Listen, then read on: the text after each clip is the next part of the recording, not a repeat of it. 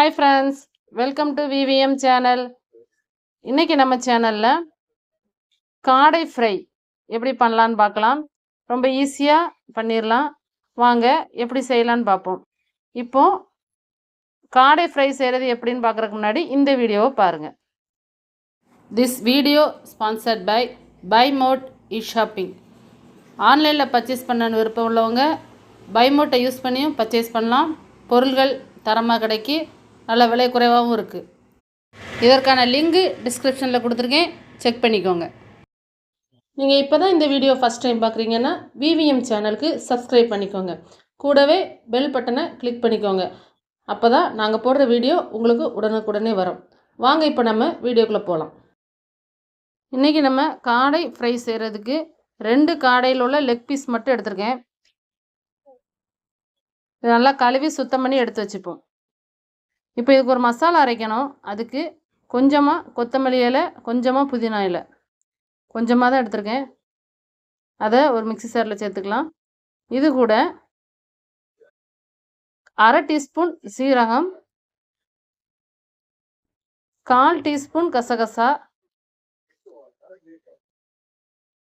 1/2 teaspoon சோம்பு, ஒரு துண்டு இஞ்சி, ஒரு 5 பல்லு பூண்டு, கொஞ்சம் பெரிய பல்லாக இருந்தால் 5, சின்ன பல்லாக இருந்தால் ஒரு 7 அப்படி எடுத்துக்கோங்க. ஒரு துண்டு பட்டை, எல்லாம் நல்லா மைய அரைச்சி எடுத்துகிட்டு வந்துடுவோம்.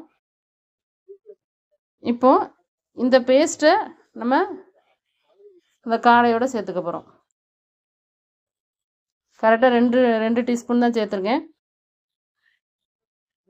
இது கூட 1/4 டீஸ்பூன் மஞ்சத்தூள், 1 டீஸ்பூன் காஷ்மீர் மிளகாய்த்தூள்,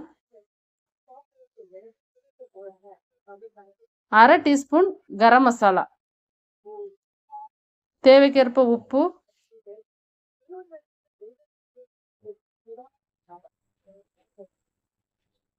1 டீஸ்பூன் மைதா மாவு, 1/2 லெமன் லைட்டாக புளிஞ்சு விட்டுக்கலாம். இப்போ இதில் எல்லாமே சேர்ந்து ஒன்றா நம்ம இந்த காடையோடு சேர்ந்து மசாலா எல்லாம் ஒன்றா சேர்ந்து வரணும். அந்தளவுக்கு நல்லா பிசைஞ்சு எடுத்துப்போம்.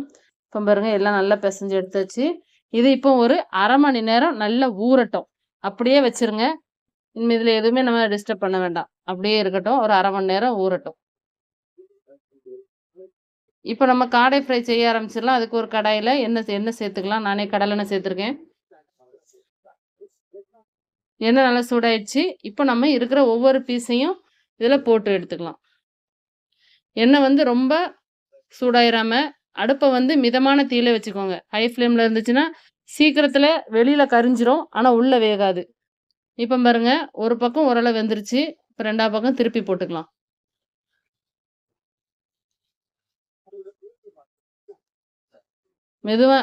மெதுவான தீயிலே அது வெந்தால் போதும்.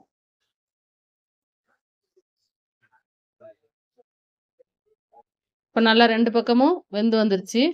இப்போ நம்ம இதை வேற ஒரு பிளேட்டுக்கு மாற்றிக்கலாம்.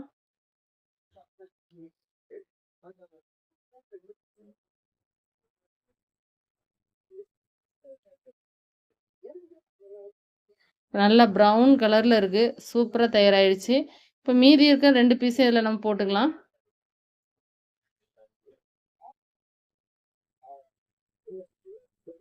ரொம்ப சுவையாக இருக்கும். இதே மெத்தடில் செஞ்சு பாருங்கள்.